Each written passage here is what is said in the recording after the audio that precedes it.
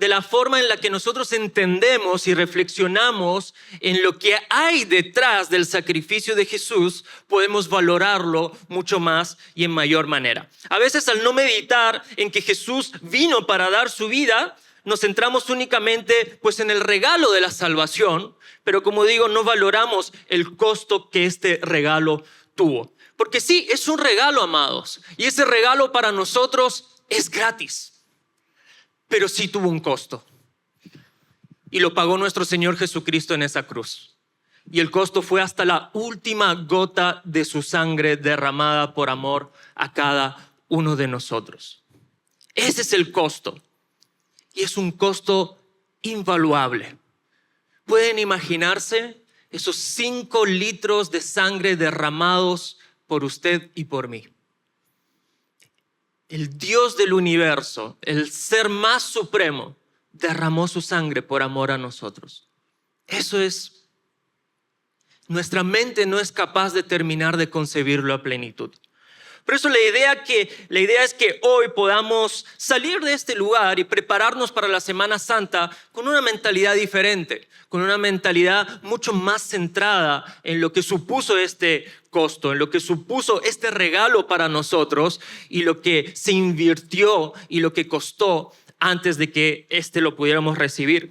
Jesús le está explicando a sus discípulos la razón por la que había venido, y a diferencia de lo que muchos esperaban, que por lo general todos en aquella época, estando oprimidos por alguien que los levantó, el pueblo judío, esperaban un libertador, esperaban un revolucionario, alguien que los levantara en armas para oponerse al imperio romano y derrocaran a todos los cobradores de impuestos que los estaban ahogando y que no les daba para vivir, y querían hacer una revolución. Sin embargo, Jesús no vino a eso, y Él está explicándoles de que no vine a eso en este momento. Ya en mi segunda venida sí, voy a venir como el Rey de Reyes, como el Rey de los ejércitos del cielo, y ahí vamos a ver la batalla final. Pero no estoy viniendo a eso, y está tratando de explicarle eso a sus discípulos, y la palabra de Dios nos dice en Mateo 20:28, y este es Jesús hablándoles, dice: yo, el Hijo del Hombre, lo hago así. No vine a este mundo para que me sirvan, sino para servir a los demás. Vine para dar mi vida por la salvación de muchos. Dice la Nueva Traducción Viviente: pues ni aun el Hijo del Hombre vino para que le sirvan, sino para servir a otros y para dar su vida en rescate por muchos. Muchas veces no somos capaces de concebir mentalmente, como decía, que estamos hablando del Ser Supremo. Estamos hablando del Dios que creó todo, que hizo que todo lo que vemos, todo lo que apreciamos sea posible. Ese mismo que podría ser así y todo desaparecería. Ese mismo Dios se hizo hombre. ¿Y se hizo hombre para qué? Para dar su vida por usted y por mí. ¿Somos capaces de concebir de lo que estamos hablando?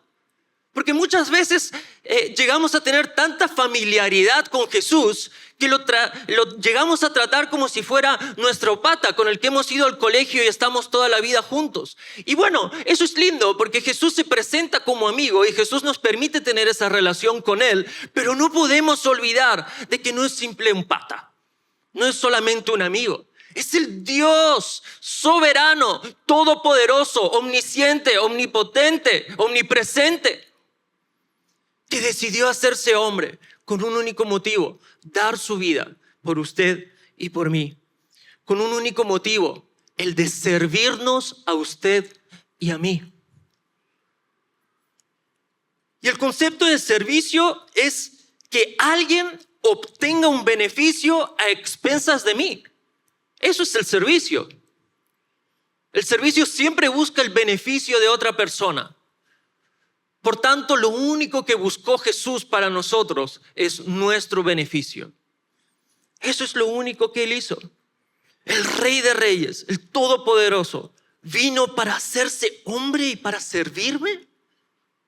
¿De verdad? Y encima ese servicio lo llevó a la cruz. Y a la muerte en cruz. Porque, amados, no sé si saben, pero la cruz en aquella época era como morir hoy en el corredor de la muerte, en una silla eléctrica. Era un instrumento de tortura y solamente los peores criminales eran destinados a morir en la cruz.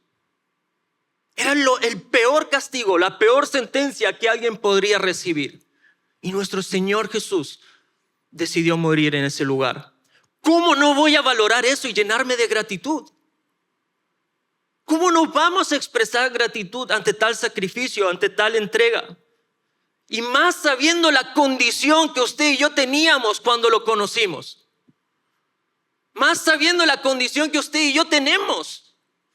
Porque necesitamos ser salvos todos los días. Yo hoy he pecado y sé que ustedes también. Por eso yo necesito de la gracia de Dios. Si no hemos pecado, lo haremos a lo largo del día, créanme.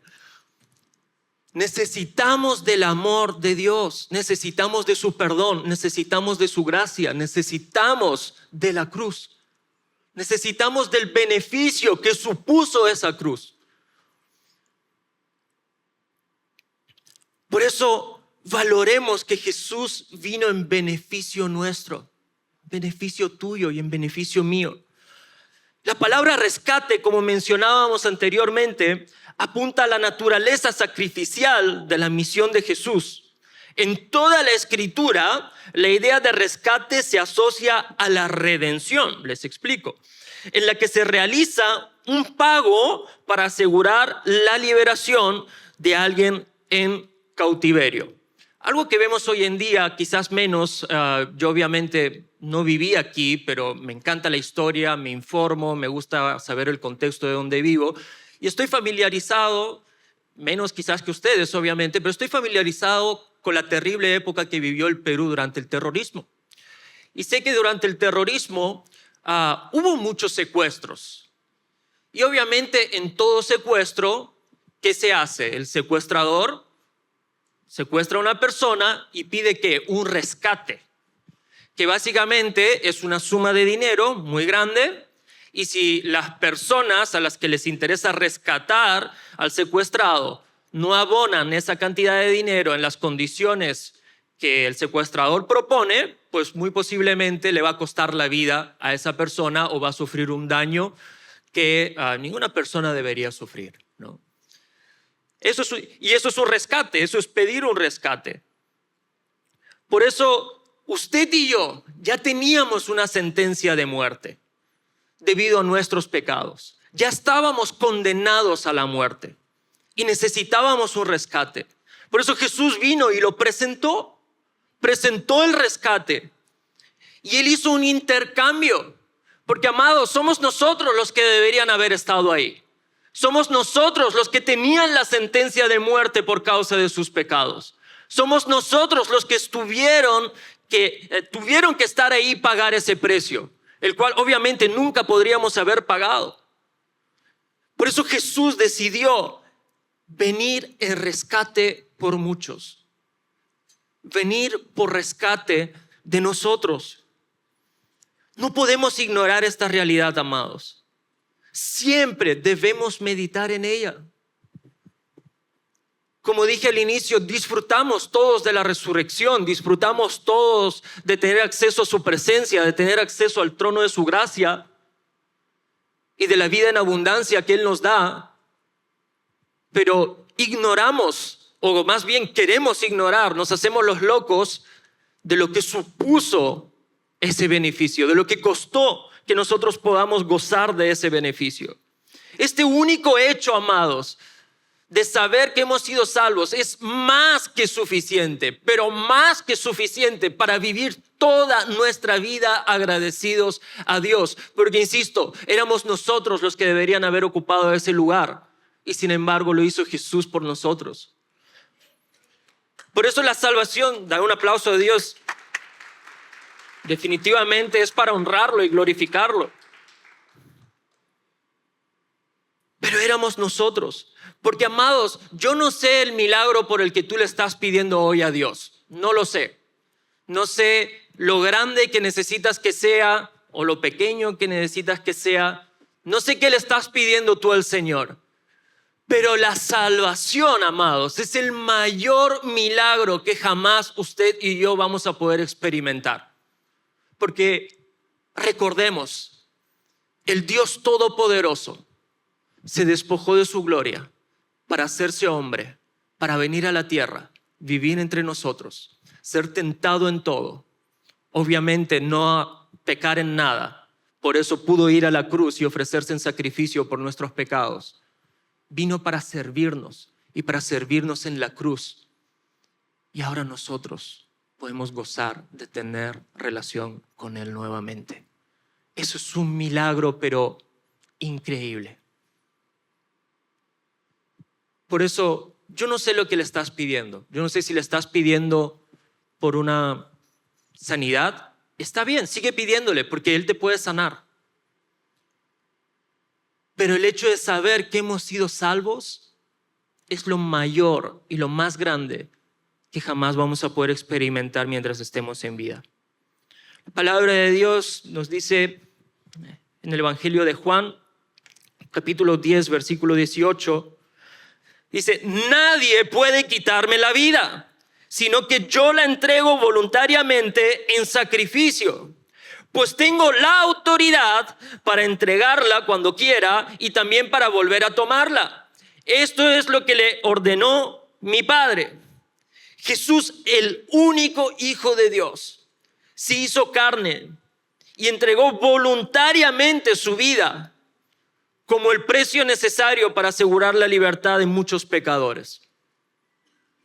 Su acto voluntario de dar su vida como rescate evidencia la profundidad del amor de Jesús y su compromiso de cumplir la voluntad del Padre. Su sacrificio no fue coaccionado, y eso es muy importante, sino un acto intencionado de obediencia a Dios y de servicio a la humanidad.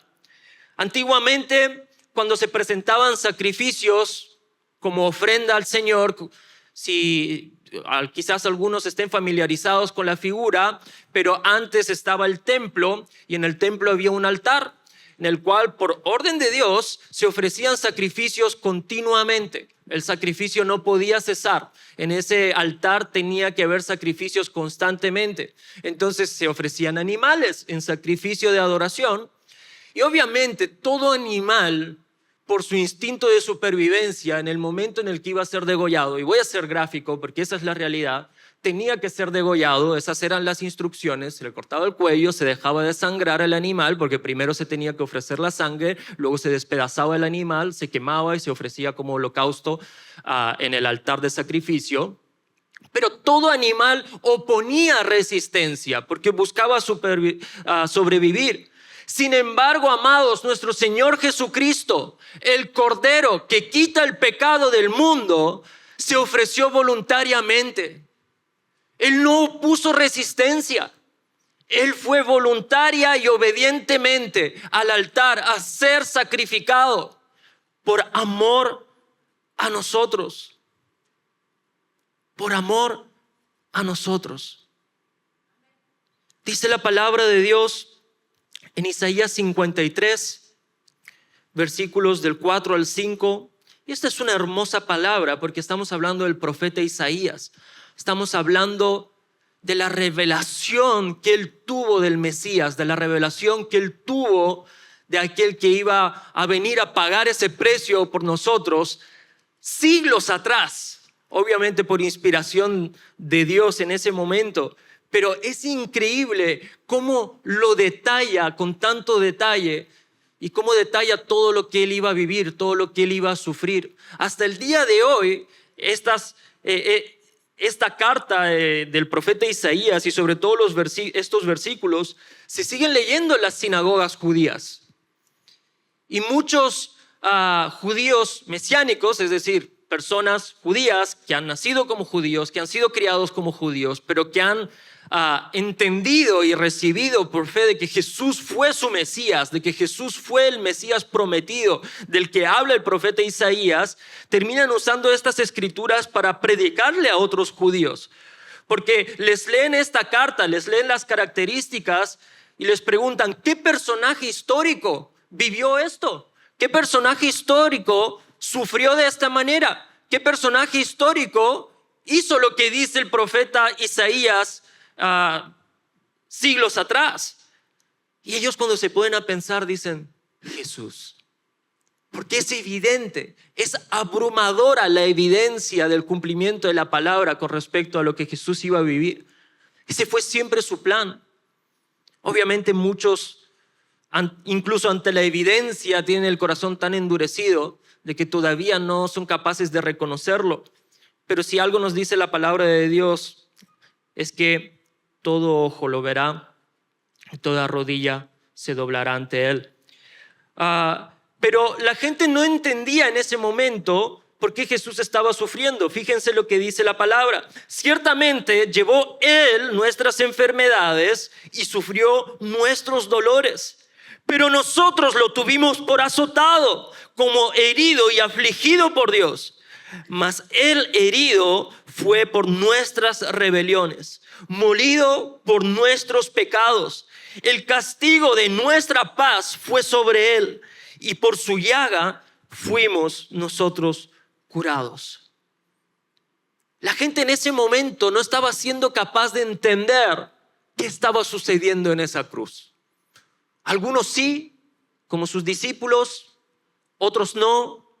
Otros creían de que Él merecía estar ahí porque estaba siendo un hereje. Y decían, ¿quién es ese el carpintero que osa decir que es el Hijo de Dios que ha venido a ser el Mesías? Y fue su propia gente la que lo entregó. Y como decía el profeta siglos atrás, pero nosotros lo tuvimos por azotado y como herido y afligido por Dios. Creíamos de que estaba Él sufriendo un castigo. Sin embargo, Él se estaba ofreciendo voluntariamente. Él estaba yendo a la cruz por amor a nosotros, para servirnos. El rescate que proporcionó Jesús también habla de la naturaleza sustitutiva de su muerte. ¿A qué me refiero con esto? El concepto de sustitución se ve claramente en este pasaje que acabamos de leer. Amados, Él fue traspasado, no nosotros. Y fue traspasado debido a una sola cosa, a nuestra rebeldía. Él fue magullado, golpeado, aplastado por una única razón, por nuestra maldad, no por la suya. Por nuestra maldad, por lo que nosotros hicimos. Él es el que recibió el castigo. Y es por ese castigo que usted y yo tenemos bienestar hoy. Fue por sus heridas que hoy podemos clamar a Jehová Rafa y obtener sanidad. Por sus heridas. Fue por su sacrificio. Por eso, amados, debemos hacer una pausa. Y debemos darnos cuenta de todo lo que Él sufrió. Y que todo lo que Él sufrió fue por esto. Fue por nuestra rebelión. Porque era yo el que debería estar ahí. Éramos nosotros los que tendríamos que estar ahí. Pero Él vino. Vino para servirnos. Y vino en rescate. Y en rescate por muchos. Uno por miles de millones. Uno fue suficiente para que nosotros hoy podamos gozar de los beneficios de su sacrificio. Por eso Jesús les sigue tratando de explicar y de hacer entender a sus discípulos la razón de vivir de todo aquel que se considera su seguidor. Y les dice en Mateo 10, versículos 38, 39, le dice, si te niegas a tomar tu cruz y a seguirme, no eres digno de ser mío. Si te aferras a tu vida, la perderás. Pero si entregas tu vida por mí, la salvarás.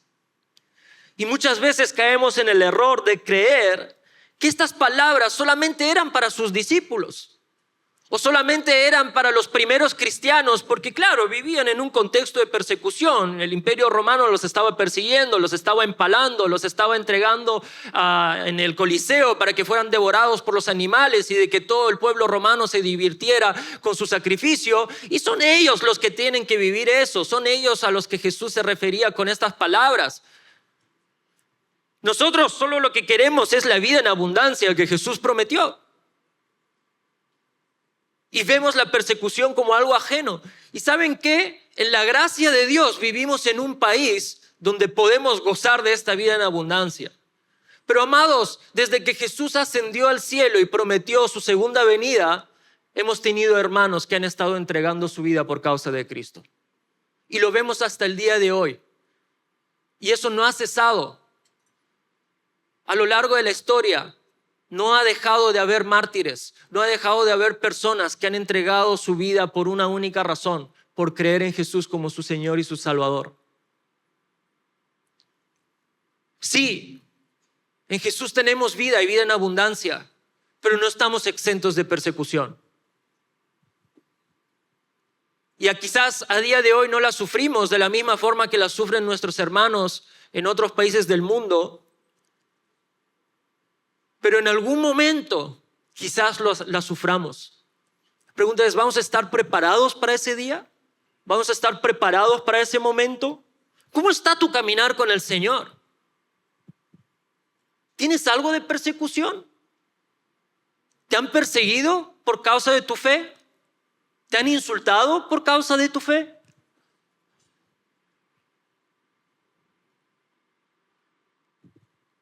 ¿Tienes familiares que no te quieren hablar porque vas a la iglesia todos los domingos y das tus diezmos y tus cosas? Te están lavando la cabeza.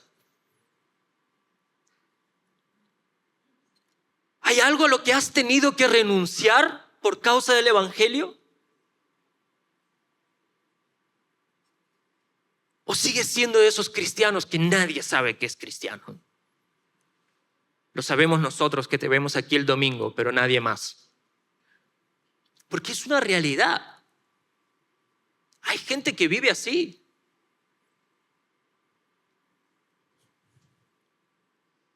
O quizás estamos tan enfocados en ser relevantes, en ser cool y en ser parte de esta sociedad que nadie se dio cuenta de que nosotros somos diferentes y de que no somos de este mundo. Y perdón, no es que seamos de otro planeta, pero la realidad es que somos del reino de los cielos.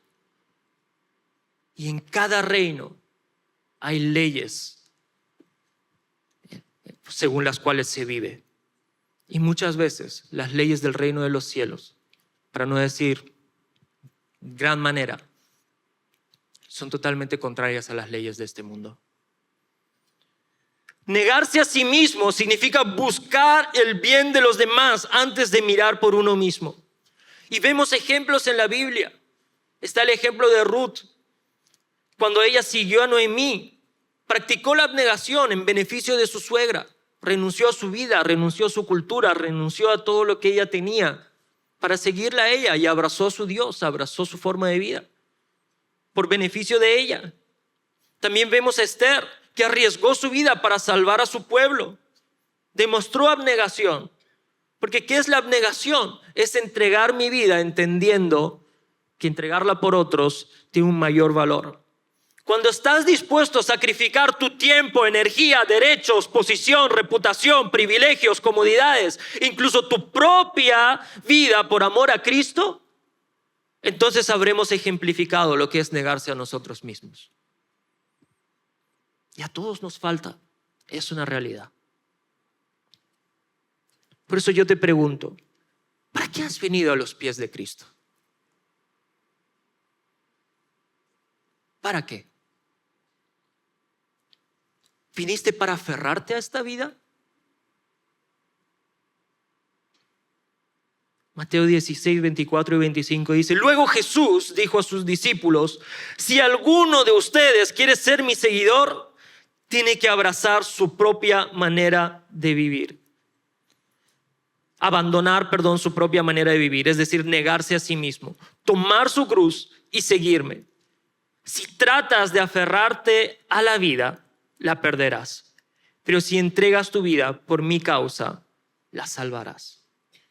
La abnegación, amados, para el cristiano significa, como dije, renunciar a uno mismo como el centro de la existencia, lo cual es muy difícil para el ser humano promedio, ya que tendemos al egoísmo y al egocentrismo debido a nuestra naturaleza caída. Pero eso es lo que implica.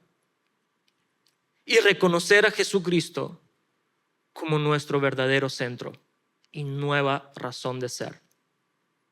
Por eso yo te pregunto hoy, ¿estás dispuesto a negarte a ti mismo por el beneficio de los demás a expensas de tu reputación, de tu tiempo, de tus finanzas? Porque dice la palabra de Dios y el apóstol Pablo nos enseñaba, ya no vivo yo, ahora Cristo vive en mí. Es decir, yo ya no me pertenezco, yo ya tengo dueño, que es el Señor. Y créeme, si el Señor no es tu dueño, lo es Satanás, porque es uno o es otro. Esa es la realidad. Y va a ser algo interesante, que es mantenerte engañado de que no le perteneces a Satanás cuando en verdad le estás perteneciendo. Sin embargo, el Espíritu Santo es el sello que está en nosotros y que indica la pertenencia de que nosotros somos de Dios. Jesús vino para dar su vida por muchos. Usted y yo, que queremos ser como Él, ¿a qué vinimos? ¿A qué hemos venido?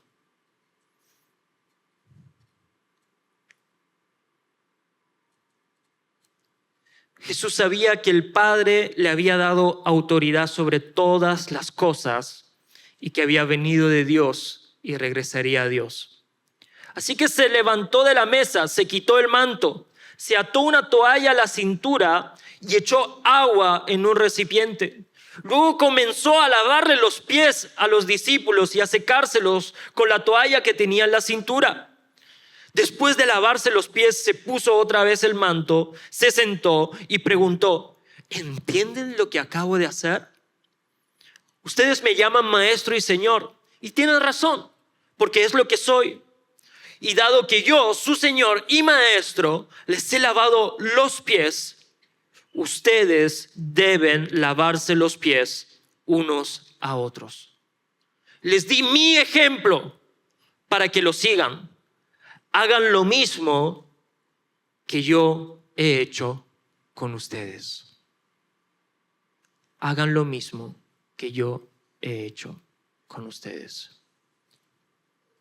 Amados, yo los animo a que estando próximos a la Semana Santa, no la vivamos de forma religiosa, no la vivamos de forma tradicional, no la vivamos superficialmente como muchas veces hemos hecho, esa es la realidad. Sino meditemos en el sacrificio de nuestro Señor Jesucristo. Porque todos queremos ser como Jesús cuando hacía milagros, cuando hacía prodigios y cuando hablaba tan elocuentemente que todos lo entendían, o casi todos. Pero nadie quiere ser como Jesús cuando sufrió. Nadie quiere ser como Jesús cuando fue entregado en la cruz, cuando pagó un alto precio. Y es algo en lo que me gustaría que podamos meditar más detenidamente. Quiero pedirle a los chicos que me ayuden con el siguiente video, por favor.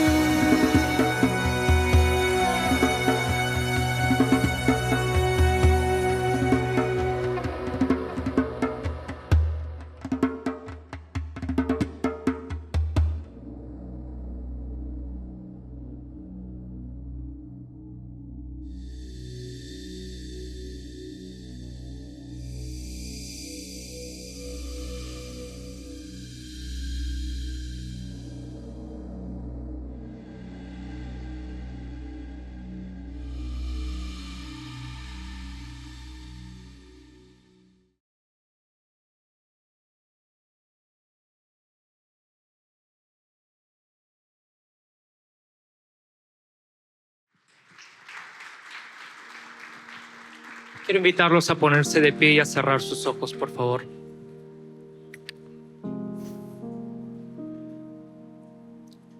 No podemos ignorar lo que acabamos de ver. No podemos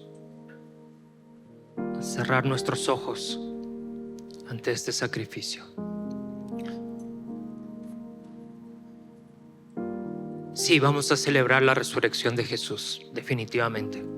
No podemos no hacerlo. Pero no olvidemos cuando nos juntemos en familia de recordar su dolor, recordar su entrega, recordar su sufrimiento, su agonía. Amados, no hemos venido a aferrarnos a esta vida.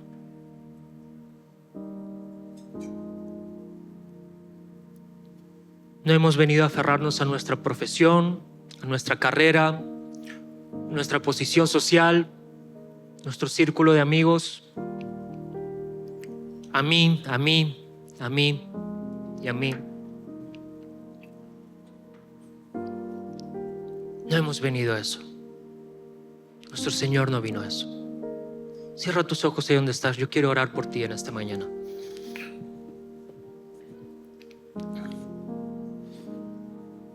Jesús, hoy recordamos tu sacrificio. Hoy recordamos el precio que tú pagaste para todo lo que nosotros hoy podemos disfrutar. El simple hecho de poder hoy estar aquí con libertad y exaltarte y compartir tu palabra y tener un tiempo contigo es un regalo inmerecido de que personas como nosotros en otros lugares del mundo no tienen el privilegio de tener. Jesús, tú nos diste tu ejemplo y hoy queremos seguirlo. Te lo pedimos, Señor. Ayúdanos a vivir amando a los demás con paciencia, con ternura, con benevolencia. Ayúdanos, Señor, a no ignorar nunca a qué viniste y cuál fue el ejemplo que tú nos dejaste de servirnos unos a otros y de entregar nuestra vida por los demás. Ayúdanos a que eso no solamente sea información en nuestras mentes, sino una forma de vida genuina y real. Ayúdanos. Te necesitamos. En el día de hoy yo quiero hacer una oración más. Y yo quiero preguntar, ¿hay alguien que nos visita por primera o segunda vez en este día? ¿Me puedes hacer una pequeña seña con tu mano? Ahí te veo, Dios te bendiga. ¿Alguien más? Ahí te veo, Dios te bendiga. ¿Alguien más? Ok. Yo no sé si ya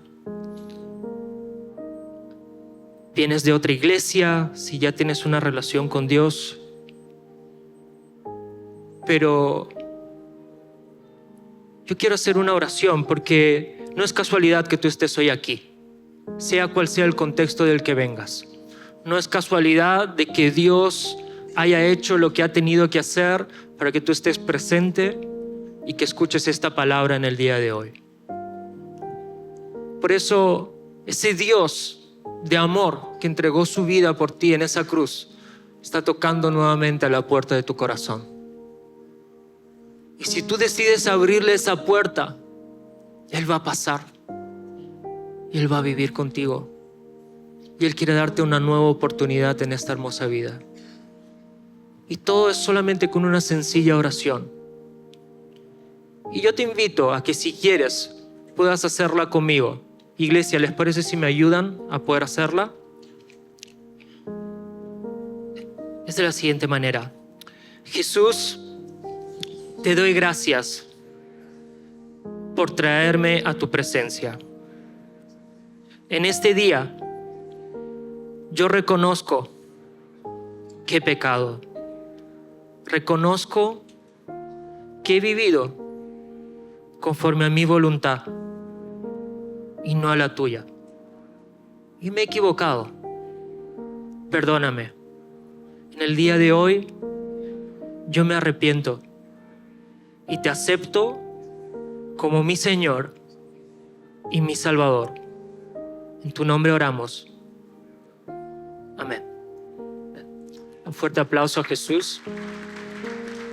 Porque dice la palabra de Dios que cuando un pecador se arrepiente, hay fiesta en los cielos.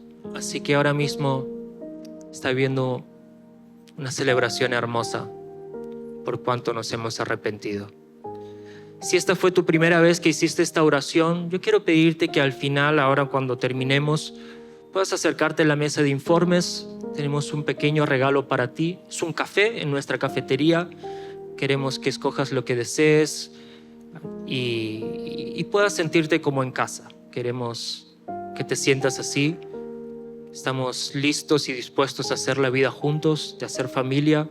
Así que si necesitas información respecto a alguna de las actividades que hacemos a lo largo de la semana como iglesia, afuera te van a poder dar información de todo lo que necesitas, incluidos los grupos pequeños. Así que te animo a que puedas ir. Ahora sí, para terminar, vamos a adorar al Señor. Porque ¿cómo no adorarlo? ¿Cómo no adorarlo? ¿Cómo no exaltarlo? Y si has traído tus diezmos, tus ofrendas para seguir adorando a tu Dios, lo vas a poder hacer. Los hermanos van a estar pasando. Así que te invito a que podamos adorar junto al equipo de alabanza. Amén. Espectacular. Gracias por conectarte. Espero que la prédica y nuestro servicio haya sido de gran bendición para tu vida y la vida de toda tu familia. Queremos animarte. Si tienes alguna petición de oración, contáctanos a través de las redes sociales, que estaremos prestos con todo un equipo de intercesión de lunes a sábado, orando e intercediendo por tus peticiones.